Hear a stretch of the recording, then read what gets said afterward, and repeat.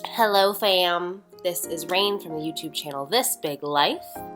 Welcome to Mindful Mondays. In this series, we journey deep down the rabbit hole into concepts and studies that I am discovering on the road to self-actualization. As always, these are not my original ideas or concepts, and I will always let you know where I am pulling my information from so that you can gain in resources too. And with all that being said, let's go. Happy Thanksgiving week, everybody. Thanksgiving. What is this week making me think about? A lot of things, actually. What in very particular, other than Thanksgiving? It's been an intense week, and I don't know why it's happened, but it's all about forgiveness. Grace and forgiveness. Thanksgiving dinner is coming. Grace and forgiveness. Grace and forgiveness. Oh.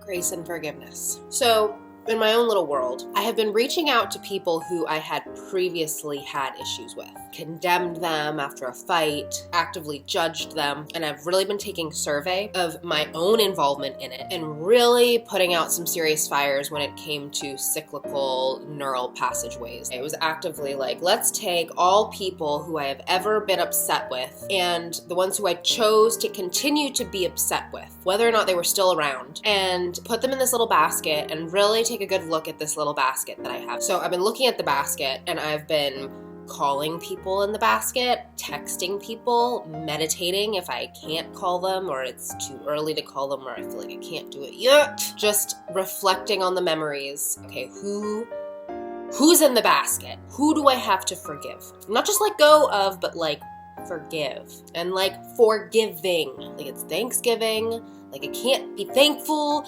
unless I can forgive first. So, self-actualization, right guys? And we all know how the annual family turkey reunions go, so like it's go time, like time is now. So I've been looking at this little basket and examples, people who betrayed me, who lied or who cheated on me, who stole from me, who misguided me, who judged me, who cursed me, who envied me, bullied me, disregarded me, manipulated me. Better yet, the people who didn't do what they should have done in order to honor me. I'm looking at that basket. Yes, that one. It's not like here. Should have had like a prop for you, but like basket. It's easier to ignore the basket than it is to address it. Someone will like remind you of something or someone who's in that basket, and then it's easy to just joggle it enough until that memory like falls to the bottom again. You don't have to deal with it anymore. It's on the bottom of the basket. No issue. Not right now. I can hang on to that for one more day. It's fine. Well, I am taking a good, long, hard look at that basket. And why?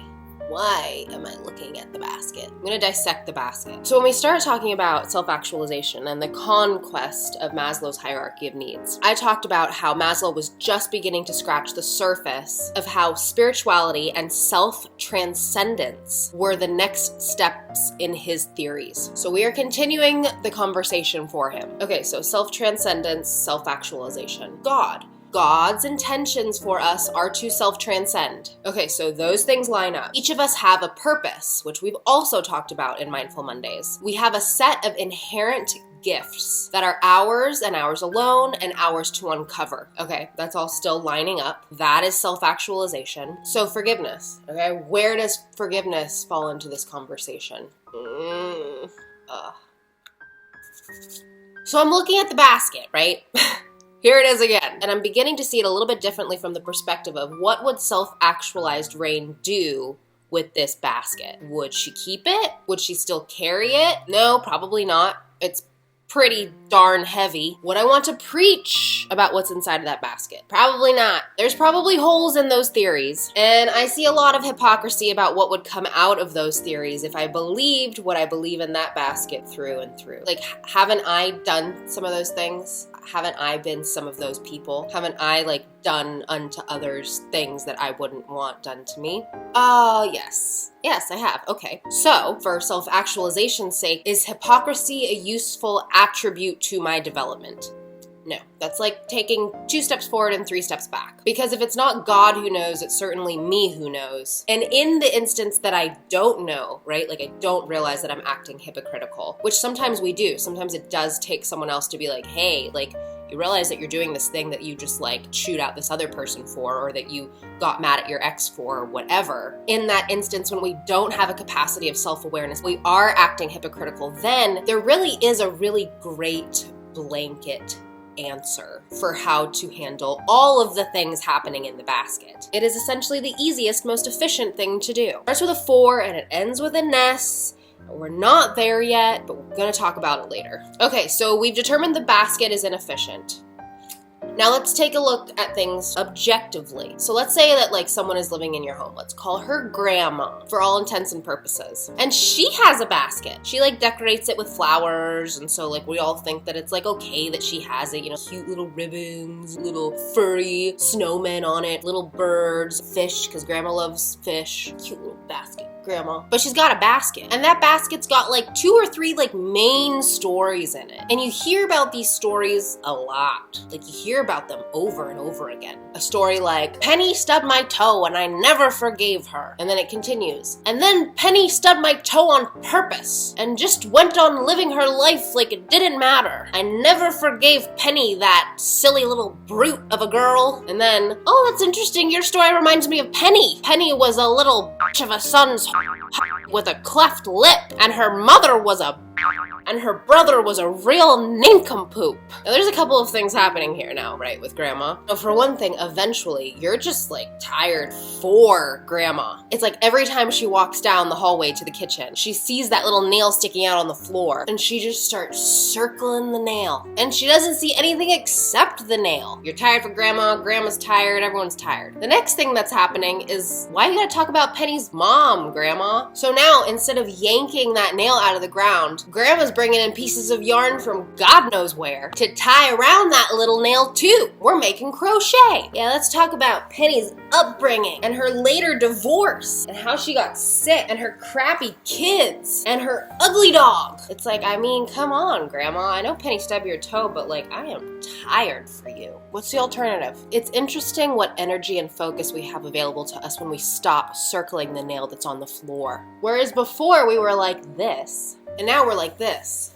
Oh, hey, do you need help with that? We become freed up with our ability to contribute. Your forgiveness, in a sense, has given you strength. That is the alternative. Wow. So, how much more can we do now? And maybe in terms of self-actualization, forgiveness didn't only give you the capacity for strength. It also gave you full access to yourself. Remembering, even that word, remembering.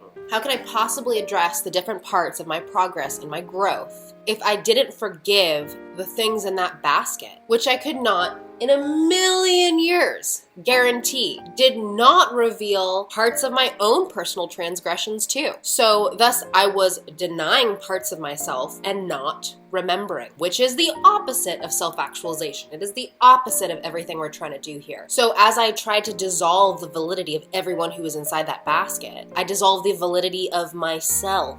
Wow. So again, I just have to forgive. I can't get caught up in the details because I'm always gonna lose if I do. If they're broken, then I'm broken. And if I'm broken, then I don't have access to myself. Whoa.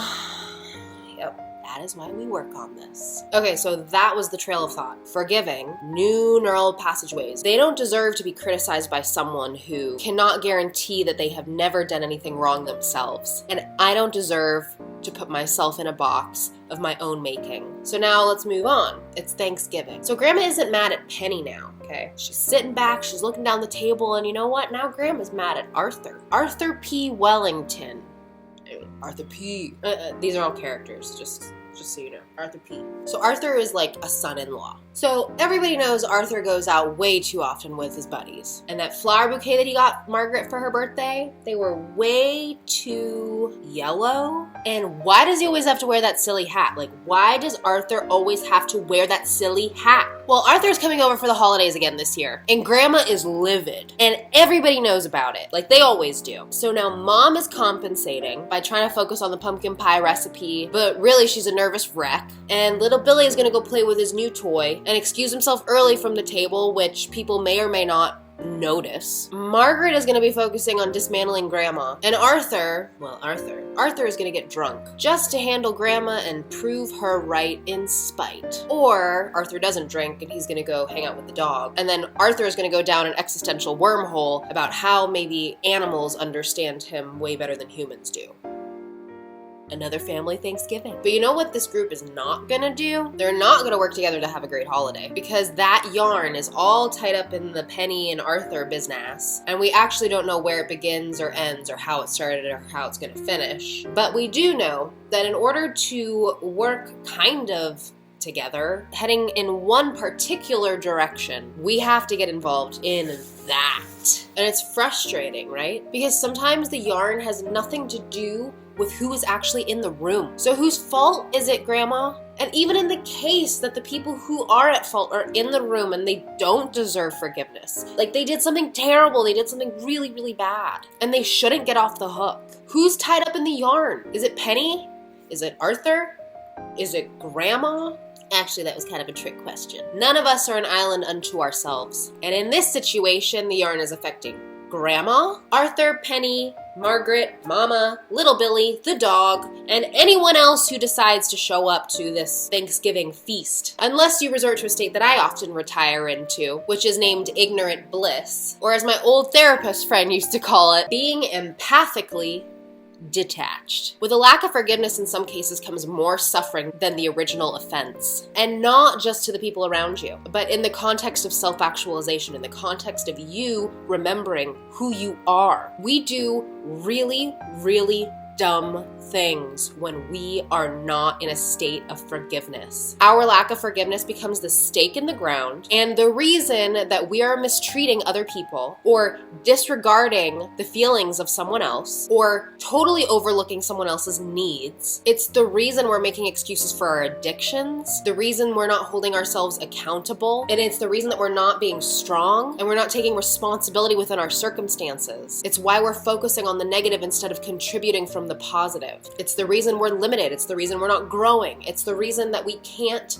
look beyond ourselves to find our gifts and to figure out who we are. It is an inner separation. It's not just with the outside world. And then we're the ones who become incapacitated. We're the ones who can't grow. We're the ones who become blind. Forgiveness, it's not just going to set us free. It's also going to give us the capacity to remember who we are. When we comb through that basket, we can call back parts of ourselves that we tried to push away through condemning other people. Because all of our personal expressions, the trueness of who we are, we're tied up in the drama of other people's wrongdoings. So if you're not doing it for them, if the forgiveness isn't for them, at least let it be for us. We have to do it for ourselves. And then, on a Thanksgiving dinner, we can genuinely know what we are thankful for and exactly the blessings that we have in our life. Things become crystal clear. Well, that's it for Mindful Monday, guys. I hope you have a wonderful Thanksgiving week. Let me know how it goes. Let me know what you're working on forgiveness-wise. I would love to know. I have been reaching out to some people I thought I would never speak to again in my entire life. And I can tell you the effect and how much it has softened me and the humility that it's brought me and the total release of like so much more pressure that it has brought in my life is unfathomable at this point. And I'm just gonna keep going. I'm not saying it's easy. No, I'm not saying it's easy, but it's necessary. Have a wonderful week. Much love. Enjoy those meals for me.